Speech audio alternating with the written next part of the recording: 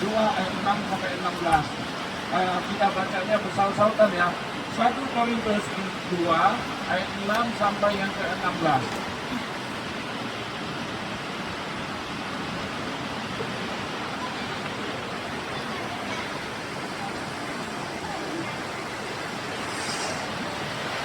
Korintus 2 ayat 6 ayat 6 sampai ke 16.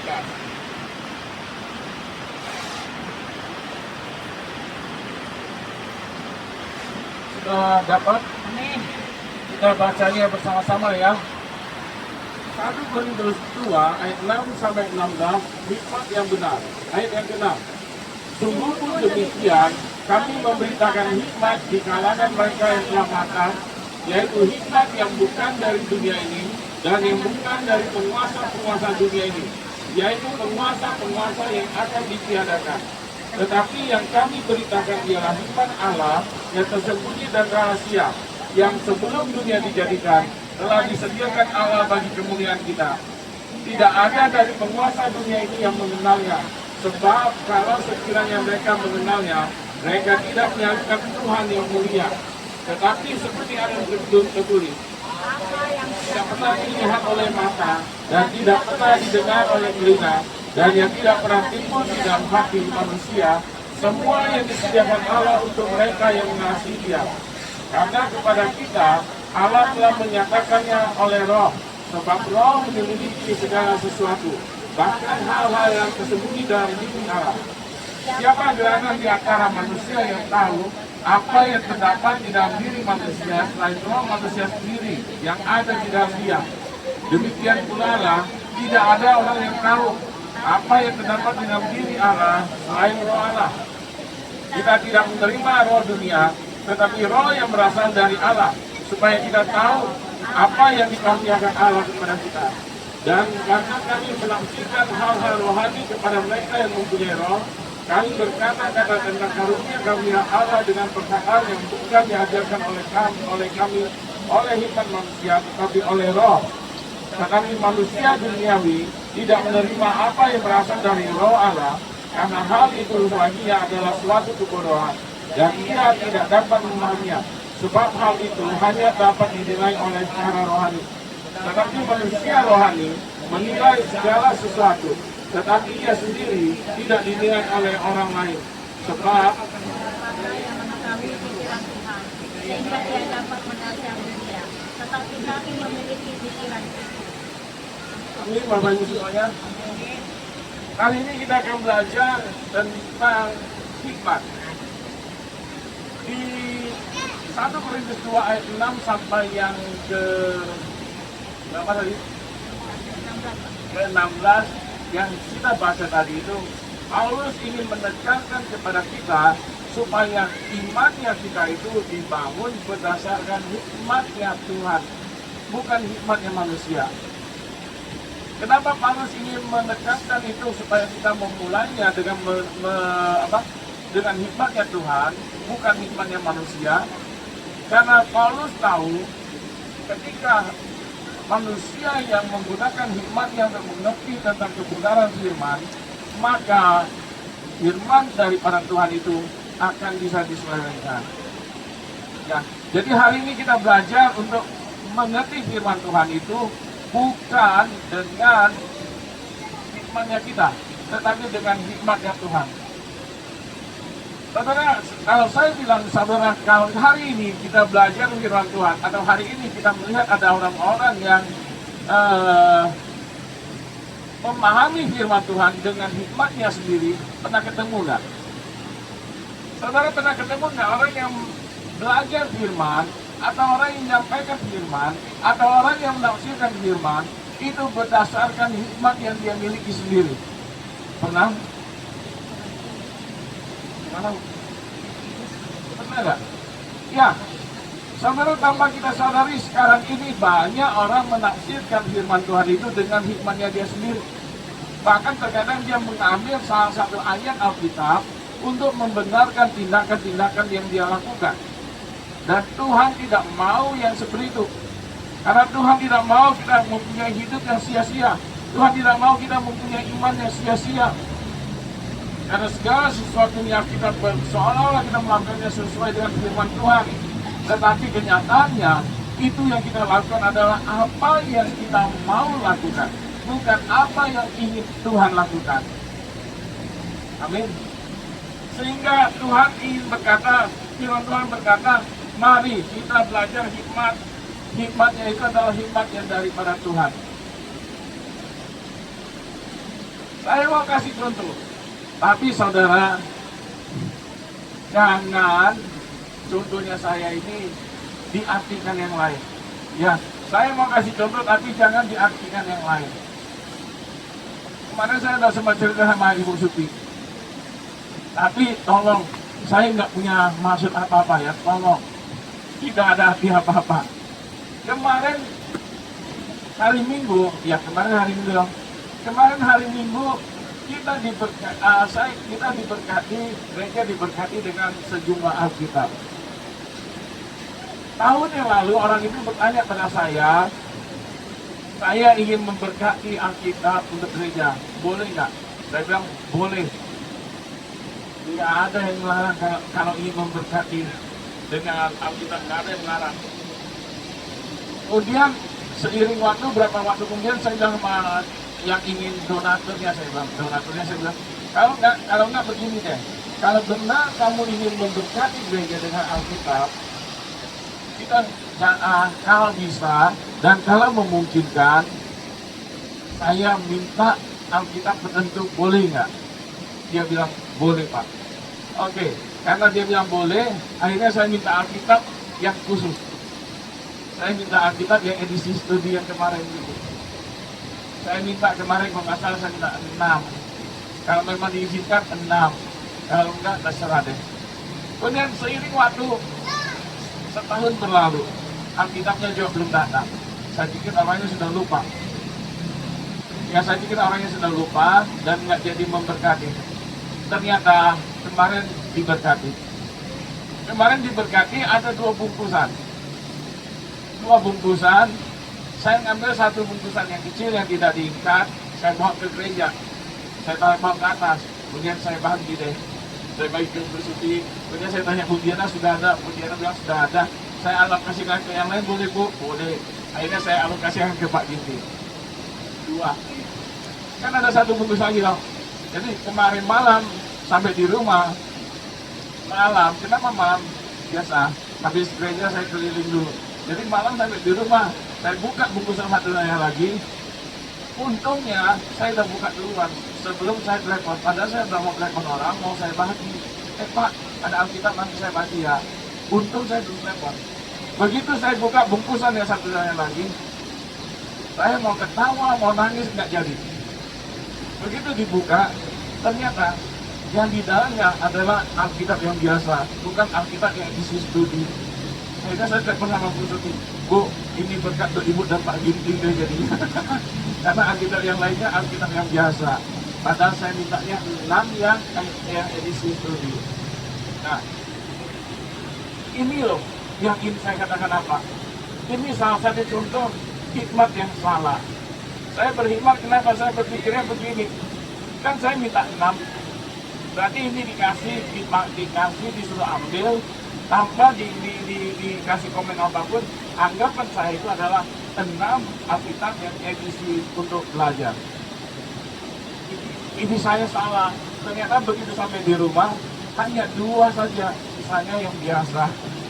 Ya, nah, jadi hari ini firman Tuhan ini katakan, kita belajar firman Tuhan itu bukan karena hikmat yang dari kita sendiri, tetapi harus pada hikmat yang daripada Tuhan. Di ayat yang kita baca tadi itu, bagaimana kita tahu bahwa hikmat itu yang datang daripada Tuhan? Ini nggak lama, nggak panjang. Sumber hikmat yang benar itu dari mana? Yang pertama, sumber hikmat yang benar itu adalah dari Allah Bapa sendiri. Itu ada di ayat yang ke-6 sampai yang ke-9. Tetapi yang kami beritakan adalah hikmat Allah, ayat yang ke-7. Hikmat Allah yang tersembunyi dan rahasia. Kata sembunyi dalam bahasa, kata sembunyi merujuk pada hal-hal yang tersembunyi. Ya, kata sembunyi merujuk pada hal-hal yang tersembunyi. Jadi sumber hikmat yang pertama itu adalah dari Allah sendiri. Karena hal-hal yang tersembunyi itu yang tahu adalah Tuhan sendiri. Iya kan? Contoh deh, Elisa menyembunyikan mainannya. Kemudian si Jenny mencari. Apakah Jenny bisa langsung tahu mainan itu disimpan di mana oleh Elisa? Tidak tahu. Tapi yang tahu itu adalah siapa? Yang tahu dengan pasti barang itu disimpan itu oleh siapa? Oleh Elisa sendiri. Jadi sumber hikmat yang paling utama itu adalah dari Allah Bapa sendiri. Kenapa? Karena Dia yang mengetahui semua rencana-rencana itu. Ya. Yang kedua, sumber hikmat yang benar itu adalah Roh Kudus. Ayat yang ke-10 sampai yang ke-13. Boleh bantu dibaca ayat 10 sampai 13?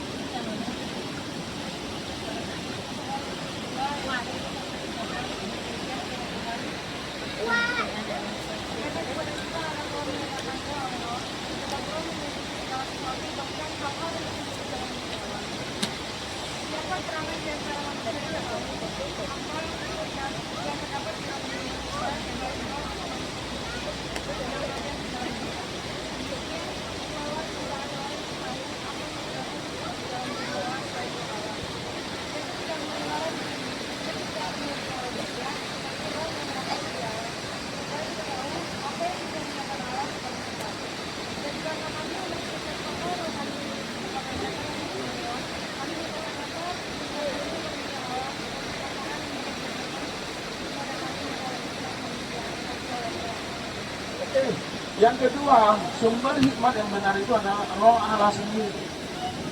Tadi si Naomi sudah baca, mungkin yang mereka nggak kedengaran, tapi kalau dibaca sendiri, pertanyaan yang munculkan begini.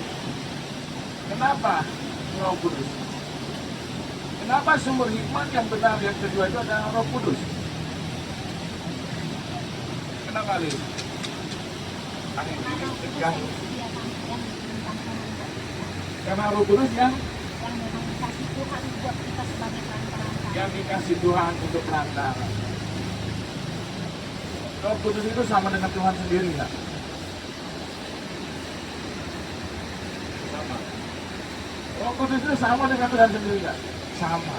Tapi Lilis menjawabnya dengan tidak pasti. Saudara, kita percaya pada Tritunggal, Allah Bapa, Allah Anak, dan Roh Kudus. Jadi, kenapa Roh Kudus? Karena Roh Kudus itu adalah berhubungan dengan poin yang pertama. Sumber hikmat yang benar, poin pertama tadi itu apa? Siapa sumber Roh Kudus? Sumber hikmat yang benar yang di poin pertama tadi? Siapa? Allah Bapa. Yang kedua, Roh Kudus. Roh Kudus dan Allah Bapa itu satu atau dua? Satu atau dua? Satu atau dua? Satu. Jadi kenapa sumber yang kedua Roh Kudus? Karena yang Roh Kudus itu yang tadi Lilis katakan, ya itu dia juga Allah Bapa sendiri.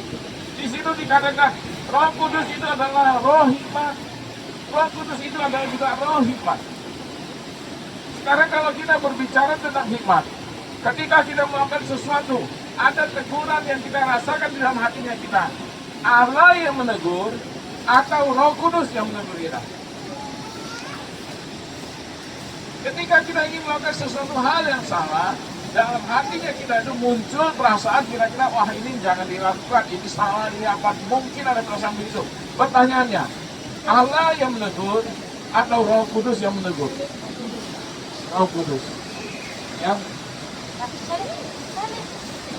Jadi Roh Kudus yang menegur kita. Roh Kudus itu adalah roh hikmat, dan Roh Kudus itu adalah juga Roh Kudus itu adalah juga roh hikmat, dan Roh Kudus juga adalah roh apa? Roh Kudus itu adalah roh hikmat, dan Roh Kudus itu juga adalah roh apa? Ini hak jawabannya. Tapi kalau kita berbicara, kalau tadi ketika kita ingin melakukan kesalahan, kalau kita ingin melakukan hal yang tidak benar, yang tidak sesuai dengan firman Tuhan, kemudian ada teguran yang diberikan kepada kita di dalam hatinya kita, itu siapa yang tegur tadi? Roh Kudus. Kalau begitu, konteksnya seperti itu, pertanyaannya itu adalah, Roh Kudus itu selain adalah roh hikmat, dia juga termasuk roh apa? Roh kebenaran. Ya, roh kebenaran. Jadi kalau kita ingin melihat sesuatu dengan berhikmat, sumber hikmat yang benar yang kedua itu adalah Roh Kudus itu sendiri. Roh Kudus bisa berbohong nggak? Nggak bisa. Roh Kudus bisa membuat kita melakukan hal yang jahat nggak? Tidak. Kemudian kita tanya, "Loh Pak, saya mendengar suara berkata di dalam hati saya untuk melakukan hal yang salah." Itu bukan Roh Kudus, itu Roh Kudus. Ya, kalau Roh Kudus tidak mungkin untuk melakukan kita, membawa kita untuk melakukan kesalahan. Tetapi roh yang bukan Roh Kudus itulah yang membuat kita melakukan kesalahan. Sehingga kemarin hari Minggu saya ada berkata begini, pujilah Tuhan. Ketika kita meminta sesuatu, dan ketika Tuhan sudah menjawabnya, pujilah sampai berkali-kali. Kenapa sampai berkali-kali? Karena kita sudah terbiasa untuk menyepelekan, menyampingkan suara Tuhan. Sehingga saya takut kalau kita tidak terbiasa membangun mesbah doa dengan Tuhan, kalau kita tidak terbiasa membangun waktu saat teduh bersama Tuhan, maka kita akan ditipu oleh suara-suara yang kita anggap itu adalah suara Tuhan. Padahal itu adalah suara kita sendiri, atau suara iblis. Sehingga saya katakan kemarin, ujilah itu. Kalau bisa berkali-kali sampai saudara yakin benar itu adalah dari Tuhan, lakukan. Tapi kalau kita semuanya ini sudah rajin untuk bersaat teduh, rajin membangun ibadah dengan Tuhan, rajin membangun hubungan yang baik dengan Tuhan, maka saudara ketika engkau minta tanda dengan Tuhan, cukup sekali Tuhan kasih tanda, saudara akan mengerti ini loh yang daripada Tuhan. Ya.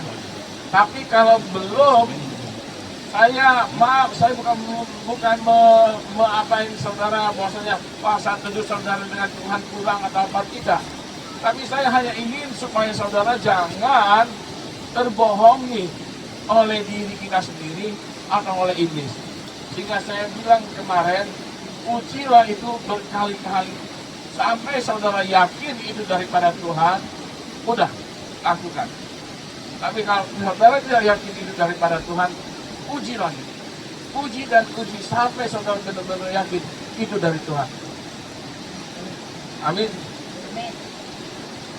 Yang ketiga, sumber hikmat yang benar. Ayat ini jadi pertanyaan aja. Ayat 14 sampai ke 16.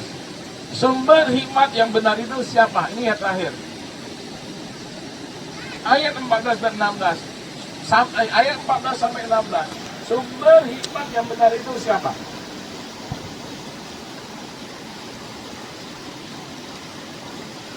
Ayo.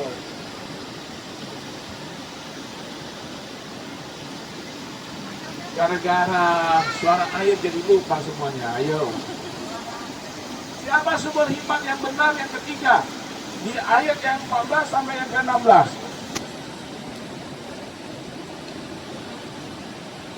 Kalau tidak dijawab, kita pulang nggak jadi mandi.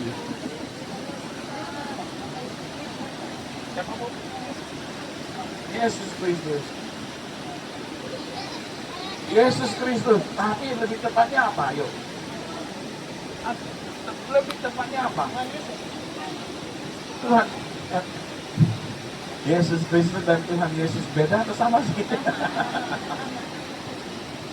Lebih tepatnya apa? Roh Allah tadi sudah yang kedua, Roh Kudus. Nah itu ketahuan lagi yang hanya mendengarkan air. Ayo yang ke air balas sampai 16 ada loh itu. Tadi sudah hampir benar. Pikiran Kristus. Sumber hikmat yang benar yang ketiga itu adalah pikiran daripada Tuhan Yesus sendiri.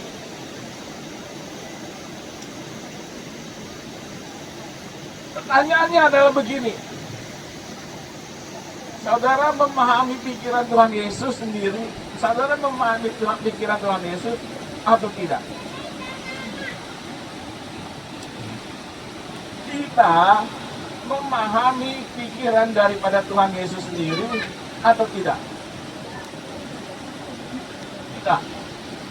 Kalau kita tidak memahami pikiran dari Tuhan Yesus sendiri, kenapa kita mau disebut orang Kristen? Kenapa kita mengakui Yesus sebagai Tuhan dan Juru Selamat? Kalau kita tidak mengerti pikiran daripada Tuhan Yesus.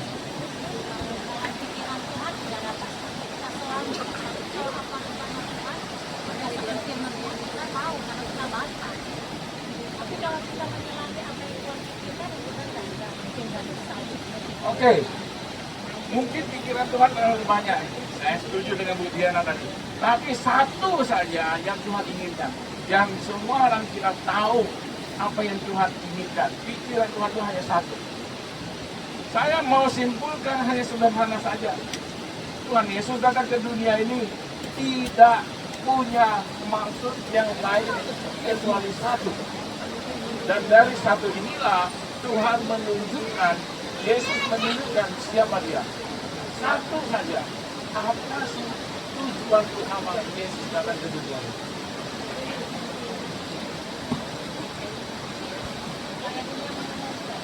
Supaya dunia mengenal dia.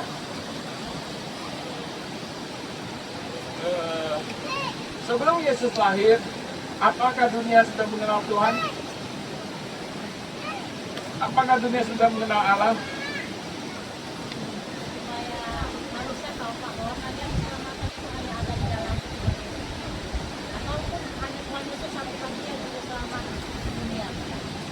Tuhan Yesus satu-satunya juru selamat dunia. Oke. Jadi kalau Tuhan Yesus satu-satunya juru selamat dunia, tujuan dia datang ke dunia ini yang paling utama itu apa? Menyelamatkan. Nah, berarti kita sudah, kalau kita tahu tujuan utama Yesus datang ke dunia ini untuk menyelamatkan, apakah kita sekarang sudah tahu pikiran daripada Kristus itu apa?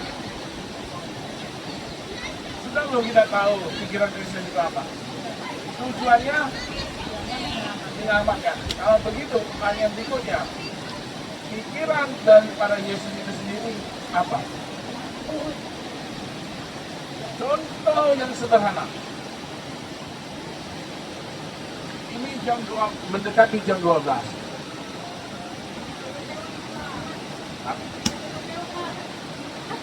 Oke, jam 12:05. Wah, asik Esa nih pertanyaannya. Tes, jam 12:05, apa yang kamu pikirkan? Makan. Ayo. Makan. Setelah yang kita pikirkan makan, apa lanjutnya? Kita cari apa? Enggak, makan dong. Sudah ada makanan belum? Belum. Cari sumber makanan. Yesus datang ke dunia untuk menyelamatkan, mengasihi manusia. Nah, pikiran Yesus itu yang paling utama itu apa? Manusia itu sendiri. Bagaimana manusia itu diselamatkan? Setuju nggak?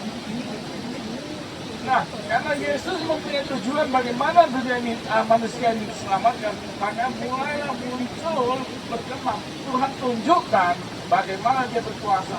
Tuhan Yesus tunjukkan bagaimana dia melakukan mukjizat. Yesus tunjukkan beberapa macam hal yang menunjukkan bahwasanya benar dia itu adalah juru selamat.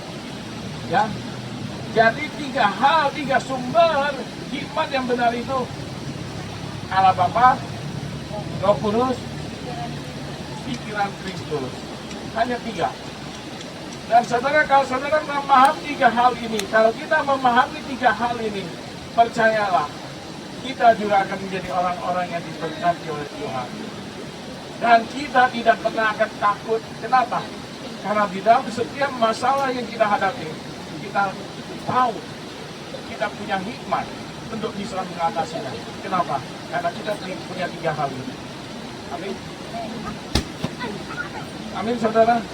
Jadi jangan hanya kita datang beribadah, mandi-mandi, makan, pulang. Pertanyaannya, firmannya tadi apa? Firmannya tadi apa? Ayo.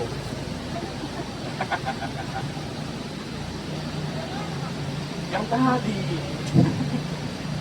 Jadi Tuhan mau saudara percaya tidak percaya, kita sudah mendekati akhir zaman.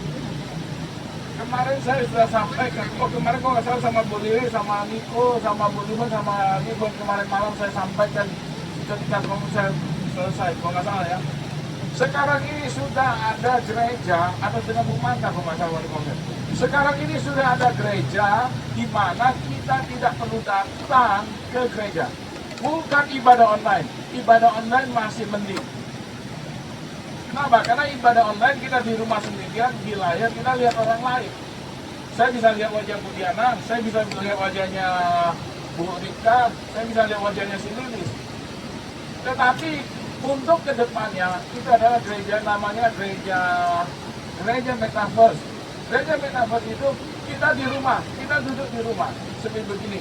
Umpamanya gini, saya ada di sini sekarang. Yang saya ibadah di sini, saya rekod. Bu Diana di rumah, Bu Mata, Bu Sondang di rumah, Bu Mata di rumah, Naomi di rumah, si Luis di rumah. Saya duduk di sini, masing-masing di rumah. Ketika saya membuka aplikasinya, saya ingin menyampaikan firman, Bu Diana join, semuanya join. Nah, di sini saya di samping saya melihat wajahnya Bu Diana, padahal Bu Diana nggak ada di sini. Saya bisa lihat Bu Sondang, saya lihat Bu Mata, saya lihat Luis, semuanya. Kalau ada 50 orang, 50 orang. Tapi yang benar itu, yang secara wujud misi itu hanya saya sendiri. Yang lainnya itu hanya bayangan. Di tempatnya Bu Diana yang fisik hanya Bu Diana sendiri. Saya dan yang lainnya itu hanya bayangan. Di tempatnya Bu Mata hanya sendiri. Yang lainnya itu hanya bayangan. Dan itu sekarang sudah ada. Beda. Nah, dan itu bahaya. Saya tidak mau bilang itu sesat atau tidak, tapi itu bahaya. Bahayanya apa? Kalau kita tidak kuat di dalam iman, kita akan terseret. Kenapa? Setiap orang bisa bangun gereja. Selama dia punya teknologi itu, dia punya kumpulan orang-orang, dia ajak orang-orang untuk berkumpul, dia bisa bangun gereja dan bisa beribadah. Dan biasanya orang yang bergabung tadi, kalau Bu Diana atau apa, bukan, dia tidak akan memakai wajah aslinya Bu Diana. Mungkin gambar jadi kungfu panda. Bu Diana mungkin wajahnya panda. Bu Sondang mungkin jadi, maaf Bu Sondang, Donald Bebek. Bu Mata terserah deh mau jadi apa. Ya kan? Tapi yang ada itu namanya itu adalah avatar. Hanya gambar aja. Itu mewakili kita. Kita nggak pernah ketemu sama orang aslinya. Dan itu bisa dari berbagai dunia kumpul jadi satu. Nah, kalau kita nggak punya hikmat yang daripada Tuhan, kalau kita tidak punya hikmat untuk membedakan mana yang benar, mana yang salah, kita akan bahaya. Ya, contoh tiba-tiba, si Niko punya teknologi itu, kemudian ada yang mendukung dananya. Niko bangun gereja, ayo kita bangun gereja. Gerejanya nggak tahu di mana, tapi ada jemaatnya. Dan hati-hati, biasanya yang saat ini terjadi, itu donaturnya sebagian besar itu adalah pendukung dari LGBT. Saudara tahu LGBT ya? Yang homo, yang lesbian, semua pendukung itu. Dan ketika dia menjadi donatur, satu tujuannya itu hanya satu. Bagaimana dia membawa gereja ini untuk mendukung kegiatan LGBT. Ya, itu belum merembet ke yang lain-lainnya. Jadi hati-hati kalau kita tidak memahami hal itu. Oke. Jadi sumber hikmat 3. Sumber hikmat yang benar itu 3. Ayo. Langit ini supaya penutup. Yang pertama apa sih? Sumber hikmat yang benar. Kedua, ya, oke. Jadi karena kata Teresa sudah jam 12,